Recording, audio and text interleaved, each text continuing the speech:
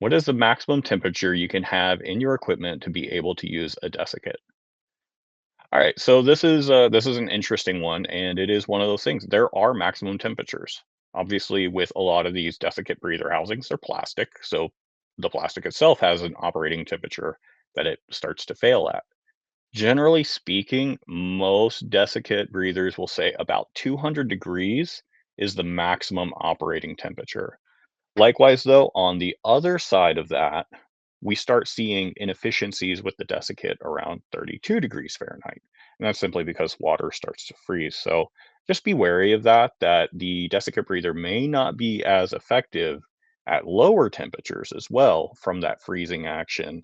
Um, you know, but that's just something that a lot of places have to deal with due to climate. Luckily, usually whenever it's that cold, we start drying out the air a bit more, doesn't hold as much moisture, so that's at least a good thing. All right, next question. Where do we get reference charts for oil and lubrication analysis? How would I create a baseline oil contamination and wear thresholds? So this is an interesting one, and this one is a little bit more complex. So as far as establishing like cleanliness rates, we can use some simple calculators that we can get online. So let me share my screen. So if you go to like machinerylubrication.com here, so this is affiliated with Noria. They have this target cleanliness and dryness tool. So you can type in some pretty basic information and it will give you a target cleanliness level and a target dryness level. Now, this one with very low risk, low chance of failures, things of that nature, it allows a pretty dirty oil by all accounts. But if we start going through and we start changing this to higher levels of risk, we can see we start changing, we start bringing that cleanliness level down. So this is a great place to start targeting your cleanliness levels. Once again, that is machinerylubrication.com. So pretty easy to find with a Google search. So that's a great place to start. Now, as far as your wear limits and things of that nature, that can be a bit more tricky. So a lot of that is information that's kept very close to a lab's chest. They really don't like to give that information out, and understandably. So your lab will have some limits that they search for asset types or maybe even industry types that they target.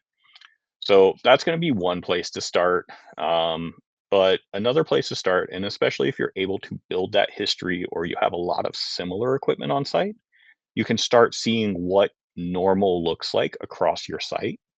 And then you can start seeing what abnormal looks like whenever something starts to stray. If you know you have that gearbox that runs at, you know, 6 ppm iron, 8 ppm, 10 ppm, 12 ppm. We see that linear trend upwards. Then all of a sudden we go from 8 ppm to 12 ppm to 18 ppm. We see that increasing rate of wear. We know that's now at an abnormal state. So a lot of times you'll be looking at sort of establishing your own limits for your site, and you need to kind of establish what looks normal. Now, if you're starting with old equipment, that may be a bit more difficult because that equipment's already going to be starting to show more wear, most likely, especially depending on how it's been maintained. So it can be a bit tricky, but there are people like us where you can reach out to us and we can help you establish those types of things. So we'd be more than happy to help you establish those. So that is one way to go about it. And like I said, you get a feel for it, you get a feel for your site, you start seeing what is normal, what isn't normal. And you also got to be aware that certain elements are not going to show up in big quantities. So we'll take like iron to chromium, for example.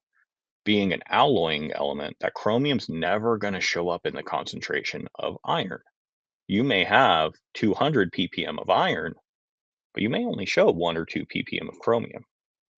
But that chromium increasing by 1 or 2 is a lot worse than that iron increasing by, a couple points. So you got to take those types of things into consideration as well.